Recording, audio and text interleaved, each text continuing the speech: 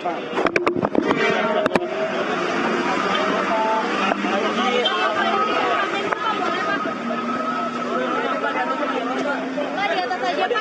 atas aja, Pak. Bawa kain. Nah, ya udah sini aja lah. Gimana? Aduh.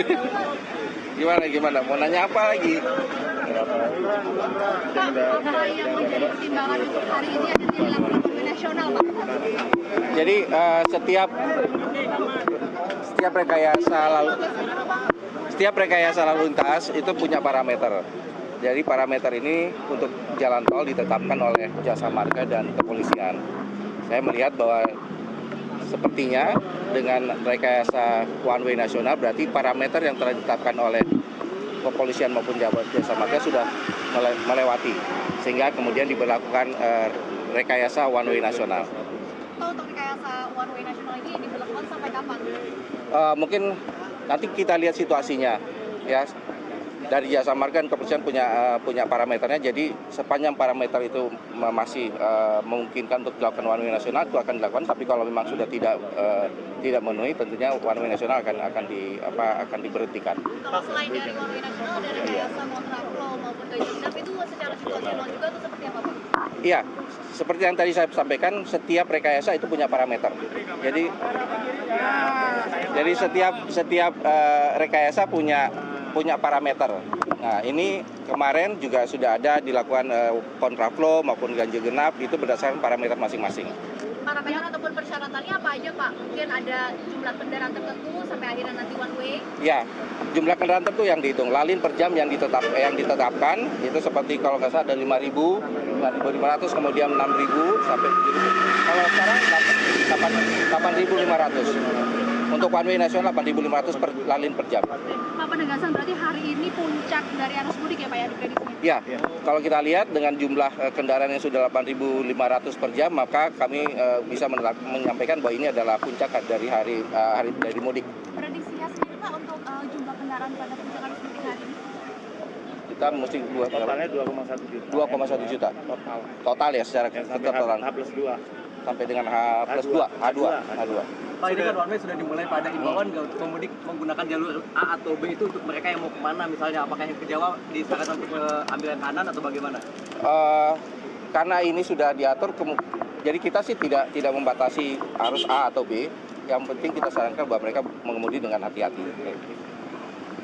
Antisipasi apa saja, Pak, yang udah dilakukan nanti kalau misalkan ada sesuatu yang terjadi di jalan begitu?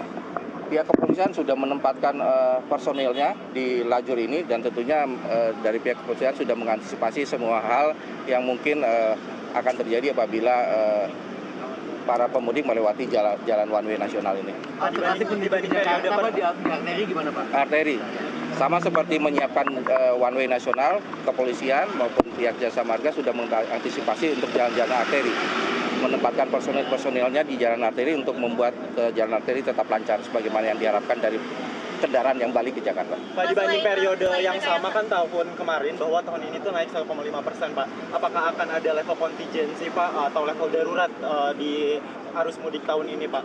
Saya rasa karena kenaikannya tidak sedemikian drastis dibandingkan tahun kemarin, maka perlakuannya kurang lebih sama seperti kami lakukan dengan tahun kemarin. Pak, selain rekayasa arus lalu lintas, apalagi antisipasinya mungkin dari pembatasan angkutan barang atau apa? Kalau pembatasan angkutan barang itu sudah kami lakukan dari tanggal 24 Maret hingga nanti tanggal 8 April.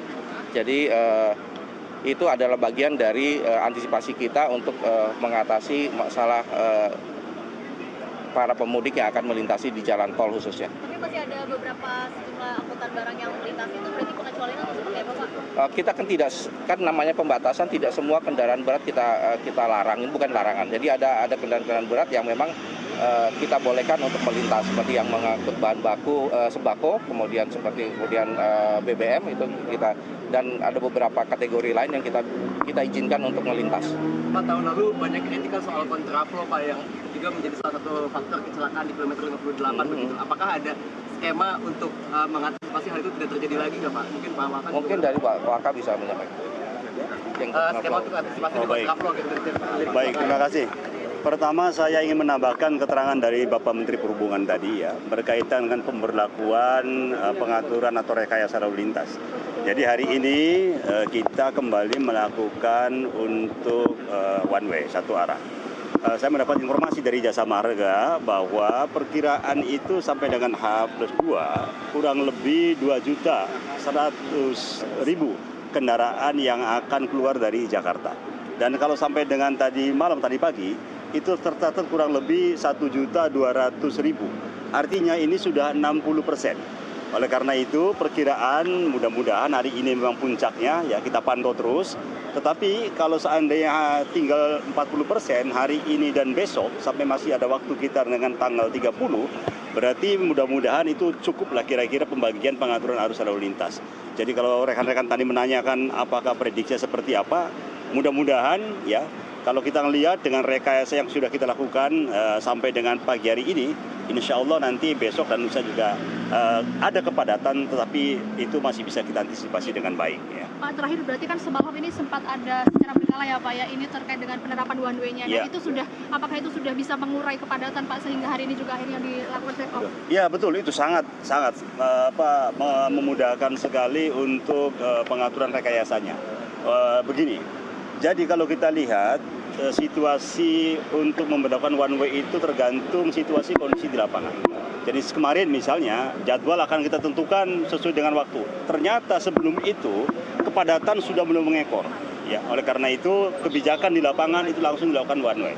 Nah itu juga sama. Hari ini dan seterusnya akan kita berlakukan seperti itu. Jadi menyesuaikan situasi dan kondisi yang ada di lapangan. Jadi sekali lagi kita harap para pemudik jangan sampai menunggu kapan one way dilakukan. Nah kemarin terjadi karena apa? Salah satu kepadatan mereka menunggu one way. Padahal one way itu kita berlakukan sesuai dengan situasi dan kondisi.